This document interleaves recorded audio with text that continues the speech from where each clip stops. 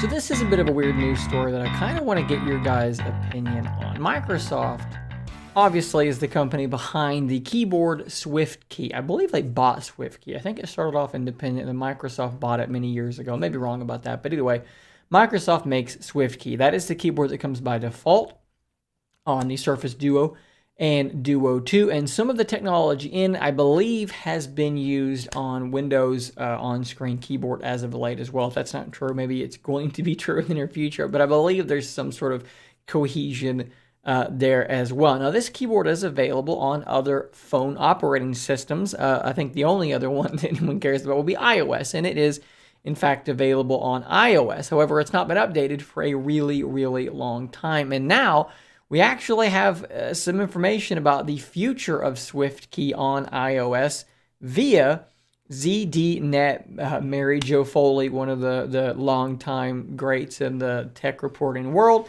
apparently reached out to Microsoft about this and got this quote from Microsoft. As of October the 5th, support for SwiftKey iOS will end and it will be delisted from the Apple App Store. Microsoft will continue to support SwiftKey for Android, as well as the underlying technology that powers the Windows Touch keyboard. For those customers who have SwiftKey installed on iOS, it will continue to work until it is manually uninstalled or a user gets a new device. I've been thinking about this for a little while now. Why would Microsoft abandon SwiftKey for iOS? And my first thought was, initially, because I don't know, how it works on iOS, I thought, well, maybe this is just them pulling some of their software off of iOS because they're going to go in with Android. They have, recently done a reorganization which brought everything Android related under one banner. Surface Duo, SwiftKey, Phone Link, anything that's Android is now under one banner rather than being sort of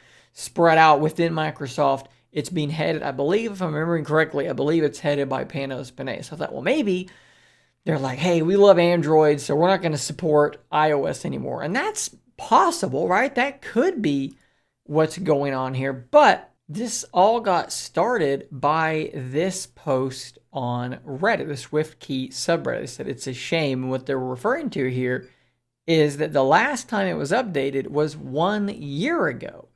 So they had already abandoned it, so to speak, a really long time ago. This was not necessarily a recent decision. Maybe they were already thinking about not continuing to support SwiftKey on iOS. I mean, granted, Duo's been out for 2 years. Duo 2's been out for a year. So maybe they were already thinking, yeah, like we're going in hard with Android. So maybe it can still line up in your mind. Maybe that's exactly what's going on here, that they just don't want to care about iOS any longer because they're going full bore into Android world. And we know that they are because they have their phone, which no, they're not discontinuing and they're not currently planning on abandoning. But more than that, Microsoft needs a mobile operating system to do things with, and they don't have their own, so it's going to be Android. That's why Phone Link exists, so that you can take your Windows PC and interface it with your Android smartphone device. Of course, now Intel is getting into that game as well, kind of going to offer something similar for newer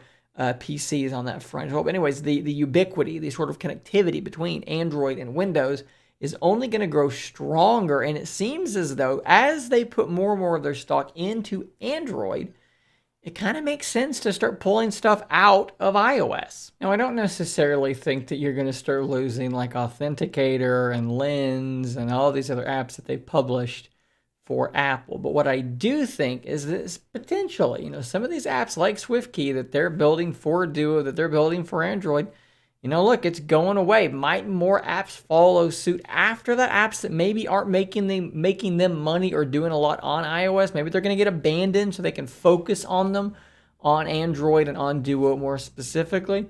Very, very possible. I'd love to know, though, what you guys think about this. A lot of people I've seen comments on this were like really bummed out because they've been using SwiftKey for years and it's all their predictions, all their autocorrections are really, really well set up now.